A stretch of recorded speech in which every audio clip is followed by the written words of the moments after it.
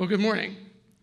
And although I'm credited with having a PhD, actually I'm an MD, and you're going to get a sense of the breadth of what we do. So what I'm going to start is with the problem and throw out a bunch of stats or numbers and then explain these numbers. So in terms of heart failure, in the United States alone, there are approximately 6 million individuals. There are 620,000 new cases of heart failure every year. This is not a small problem. There are 25 million cases if you now include Western Europe. The problem gets bigger, and this is growing in prevalence throughout Asia as well. We spend in the United States alone close to $40 billion a year to take care of heart failure. That's a very big number, and it's a major cost, both social cost and obviously economic cost. For all the work that's been going on in efforts to try to treat heart failure, it still remains the case that you have a 50% chance of surviving once you get the diagnosis over a period of 5 years. And we think of heart failure, everyone knows people with heart failure usually. They're older people, and we think, well, that's just the way it's supposed to be. You get old, you get heart disease, you get heart failure. Actually, it's a much younger population than people appreciate. And in terms of that mortality rate, to put that in perspective for you, this is the percent mortality in advanced stage colon cancer, essentially everything short of widely metastatic colon cancer. So this would be like stage 3 with lots of nodes. This is a big percent mortality. So we're dealing with a big problem, a costly problem, and one that kills actually way too many people. And this is with our current standard of care. So to put just visually in perspective, you have your typical nice, normal, small heart. And then whether it's coronary disease that produces ischemia, where the blood supply demand match is not there, high blood pressure, genetic causes, environmental toxins, valvular disease, I've listed a whole bunch of things, blah, blah, blah, very specific. You get basically a heart that looks dilated, weak, doesn't contract very well. And that's, for the most part, what we're talking about. There's another form of heart failure where the heart actually gets stiffer. It looks like it's contracting fine, but the patients have a lot of symptoms. And these symptoms we know. You get fluid in the lungs, you get a big heart. We talk about wall-to-wall heart. This is a typical X-ray, and you can see up here that the diameter of the heart is much larger. Normally, it's about half of your chest wall. This is clearly big, and you get swelling. We call this pitting edema. It's like the Pillsbury Doughboy. Unfortunately, you push into the skin, and there's too much fluid. So there's fluid accumulation. The heart pump is not working very well. It involves the kidney, activation of hormones like the renin-angiotensin system, something we block with our drugs, increase in sodium and water retention. Blood vessels constrict. That worsens the load on the heart because this is a lot of volume that's being retained, so the heart gets bigger. It also affects the blood vessels themselves that are being constricted to try to keep the blood pressure up because the heart's not doing the work that it needs to do. So it becomes kind of a vicious circle. And then how do we treat this? Well, our current therapies are basically to give vasodilators, drugs like angiotensin receptor blockers. Losartan is such a drug. ACE inhibitors, these are standard of care therapies. These dilate blood vessels. They make it easier for the heart to work. I describe to medical students, go to San Francisco, and the issue is you're only going to be able to drive uphill. That's it. Well, your car isn't going to last as long. And if you're weak, your car is not a very good car. It's very nice to drive on straight roads or even downhill. So vasodilators allow the heart to sort of beat downhill. It's easier for it to eject. We get rid of fluid. You pee a lot. You get diuretics. And ideally, we try to improve contraction. So these are sort of the general working view of where we are with heart failure. So I know this is a little early in the morning for sort of a wine tasting flight, but I'm going to give you kind of a research tasting flight as opposed to just one story. I'm going to give you 3 postcards, 3 things that we're doing right now in our lab to try to work on this. The first one I'm calling oxidizing a heartbreak. And this has to do with oxidative stress. And this study is due out in about a week. It's embargoed until the 4th. So this is supposed to be a cardiac myocyte. And the question is, what do we all hear about oxidative stress. We think of this as something that's not good. And people are supposed to be taking antioxidants. Although the history of the efficacy of antioxidant therapy, sort of generic antioxidants like vitamin C, vitamin D, vitamin E, Not so good, been tested. I mean, there's been looked at in cancer and in heart disease. So we have to think more intelligently about what's really going on. We call this reactive oxygen species, so use the term ROS. And the problem is that when we approach this with sort of an antioxidant, it's literally like you're taking a sponge and you're just going to try to diffusely get rid of whatever ROS you can find. We don't even know exactly where these antioxidants go, whether they get inside the cell. Once they get in, what exactly do they hit? ROS is a little bit like a fireplace in your house. You know, back when we all heated with fire, essentially, the downside was if it got a little bit out of control or embers went in the wrong place, your house burnt down. On the other hand, you couldn't just get rid of fireplaces. You'd freeze to death. You need fireplaces, so you needed to contain them. Cells contain ROS. They actually make it all the time. They contain it through their own antioxidants, so they have their own strategies for doing that. And just like a fireplace that gets out of control in a cell, too much oxidative stress in the wrong place wreaks havoc and kills cells. So we become very interested in understanding where is it happening and be more intelligent about how we might approach getting rid of it. So it really is about location. And in this case, it turns out the ROS, unfortunately for Annandale, is coming from Annandale.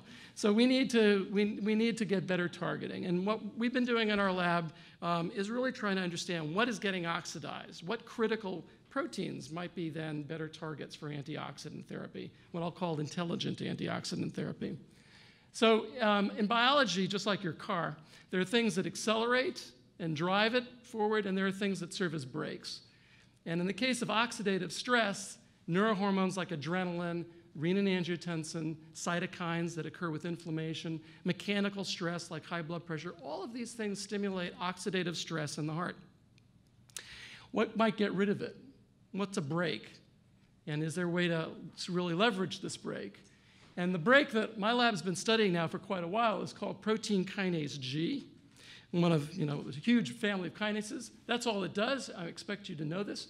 PKG is positioned over up here in the left-hand corner. And I like to say this is sort of an early example of the Southwest flight map. I think they have many more routes now.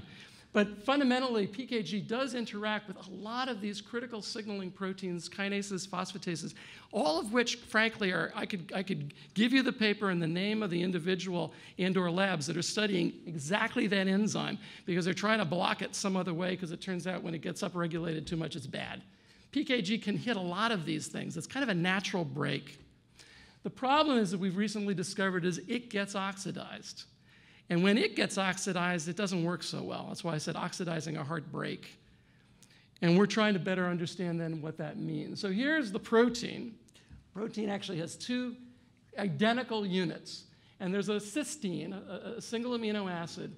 And cysteines are what often get oxidized to form bonds between them called disulfide bond. It's like a link.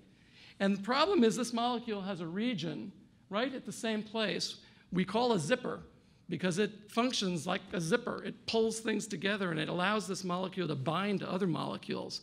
But when you form this bond, this oxidation effect, the zipper doesn't work very well. The protein doesn't go where it's supposed to go, and it doesn't do the job that it's supposed to be doing, acting as a brake. And this is the work that's coming out shortly in JCI. So here's what happens when you take a normal mouse heart and expose it to high pressure stress. It gets bigger.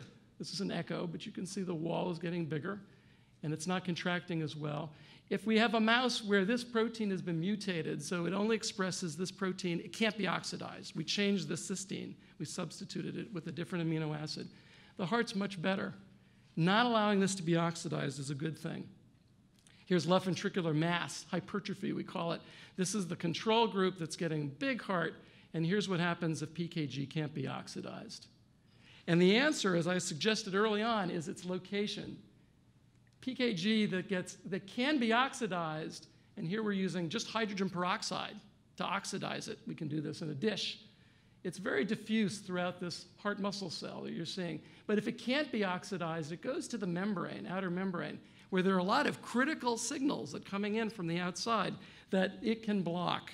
And one of those critical signals turns out to be, here's another example of that, a protein called TRPC6. And I'm going to leave you, this is my one last data slide for this postcard. But here's the ability to block this pathway when PKG cannot be oxidized, so going from this line to this line. And if we mutate this protein, which we've done genetically, so it cannot be manipulated by PKG, it can't be blocked by it, then this benefit is lost. These two, the blue and the red, are essentially the same. The two blacks are clearly different.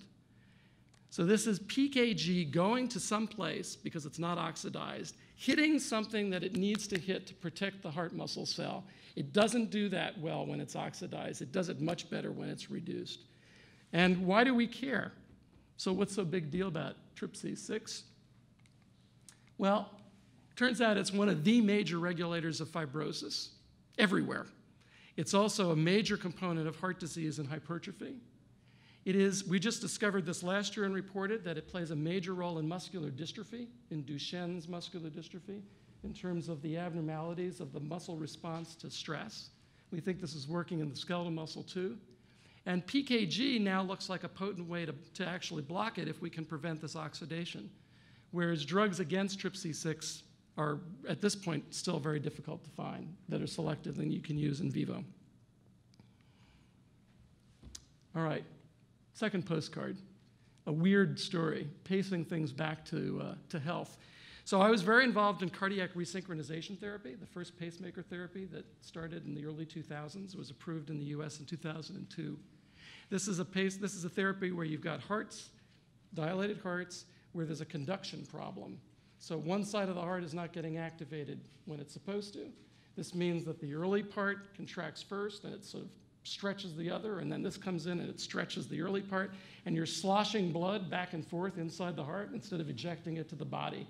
The therapy is 2 pacemaker leads on both sides, stimulated at the same time, resynchronized contraction, blood goes to the body. Very, very simple in many ways. But it was all worked out instead of from basic science to clinical therapy, it was really clinical therapy to basic science. It went backwards. That's why I use the Benjamin Buttons analogy. And what my lab has been doing is, for the last 10 years, is what I call reverse engineering this, where we're basically taking a therapy we already know works, it's approved, it works in people, it saves lives, it makes them feel better, but we really don't understand how it works at a more basic level.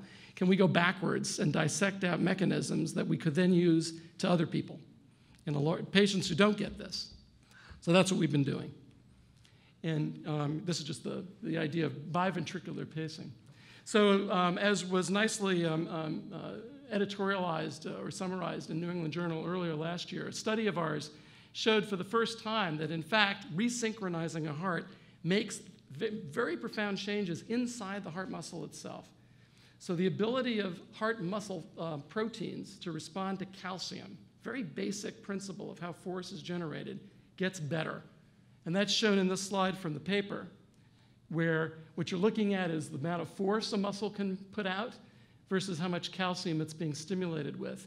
Here's heart failure that's desynchronous, and it's very depressed compared to normal. Normal is the black circles. So you can imagine that even in calcium range in the normal heart, the amount of force that this muscle is able to generate is much less. This is what happens when you use CRT. Cardiac resynchronization therapy completely normalized this. It's quite remarkable. So you can see this going up to here. So we've asked this question, and this is brand new. This was just submitted. When is the therapy that you want to achieve actually not exactly what you're doing, but the response that the body gives to what you've done after it's gone? Seems like a strange idea, but basically I'm going to get to the idea of using desynchrony as a drug. Too much desynchrony all the time, definitely not good. Resynchronization is good when it's there all the time. But there are situations where you can apply something that isn't necessarily good for you, but in small amounts and in brief periods, and actually get a very good response afterwards. What are some examples of that? Well, neurostimulation to control pain. It's a clinical therapy. You're actually inducing discomfort where you're tingling and putting out stimulation of the nerves to fool the brain, to change its response to what was causing the pain in the first place.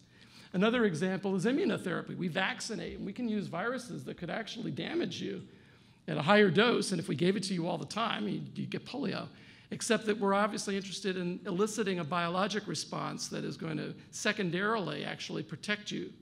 And another example that's more related to the heart is something called ischemic preconditioning. This is a strange idea that you may or may not have heard of, but we know that if we tie off a coronary artery, you'll have a heart attack. But if I did it for 5 minutes and then released it. And then I did it again for 5 minutes and released it. And I do it a third time for 5 minutes, and then I release it. And then I give you an occlusion. I occlude it for 15, 20 minutes. Your heart attack is smaller. It preconditions. There's a molecular change that takes place by this shorter term sort of stimulation. Again, why should we care about this? Well, 60% of all heart failure patients aren't candidates for CRT. They don't have desynchrony. That's the majority, actually. PETA therapy could potentially help that population. We now have a new treatment that's actually much easier to implement. And we need to do some programming. I call it like a light switch timer, the things that you use at home to turn your lights on and off at different times of day to fool the people who might rob you, whether it fools them or not. I don't know, but nonetheless, that's the idea. And that's really all we're talking about. So we're quite excited by this and are talking to some of the folks who are in charge of this kind of therapeutic to advance in a pacemaker. I've got one last postcard. This was just published. This is what I call Viagra's cousin. This gives you, again, sort of the breadth of what we're trying to do in heart failure. So this is quick sort of biochemistry. There are two ways to make this molecule we call cyclic GMP. One is through a molecule that you've heard of, nitric oxide signaling pathway. That's one pathway. Another one is another molecule you may have heard of called natriuretic peptide. These are hormones that have been used clinically, and that also makes it through a different sort of membrane-bound cascade. And when you produce cyclic GMP, you activate our favorite kinase, protein kinase G. This was the thing that can be oxidized, we talked about earlier. And PKG does a lot of stuff. I actually showed you to the very first. And it turns out that the drug, that the enzyme called PDE5 gets rid of this pool of cyclic G. And there's a drug that inhibits this so that this will now go up. And that drug is Viagra. So we've heard of Viagra. It turns out we take Viagra for erectile dysfunction because it vasodilates, and it vasodilates in that particular system because exactly it blocks this goes up, this gets activated, that vasodilates. In the heart, this is a way of improving our brake. This is going to be a way of pushing on the brake to counter stress. We want to increase the activity of this kinase. The problem has been we don't know what PDE regulated this pool at all. And the second problem is our friend oxidative stress. It turns out ROS diminishes the efficacy of this side of the equation. And if this isn't working and isn't producing cyclic G, then this side doesn't work, then it can't do stuff. And knowing what is regulating the other pool becomes very important. So this is work we just reported in Nature just last month. And here we've discovered that enzyme. It's called PDE9. There are 11 members of this phosphodiesterase superfamily, both 5, which is Viagra's target, and 9, which is the target of Pfizer drugs named PF, blah, blah, blah. That's where it is right now, although they're being tested in humans. Are the two that go after cyclic G. You've seen this kind of thing before. Here's a chronic pressure-overloaded heart, gets dilated and weaker. If it doesn't have this gene, it's much better. PDE9 contributes to this. This is just summary data. We don't need to do that. This is showing that these cells, this is an individual heart muscle cell stained on the outside membrane. They're bigger. Normally, if you don't have PDE9 there, they stay much smaller. And importantly, it's not like Viagra. So in this particular, and that's the last data slide, this particular experiment, we essentially took both sets of mice that were going to get different drugs, and we induced disease. We constrict, we tie off the aorta. So it's hard for the heart to eject. So it works harder, and it hypertrophies, and it struggles. And then we started either Viagra, sildenafil, or a new PDE9 inhibitor, or placebo, which is in red. And the drugs, both of them, really improved function of the heart, as well as hypertrophy. But here I'm just showing you the function. So they both work fine and work the same. But if we throw something in the mouse's drinking water, this drug called L-name, which blocks the nitric oxide side of the equation, it basically inhibits the nitric oxide synthase that produces nitric oxide. So that slide where I'm showing you, we're gonna blunt the NO side.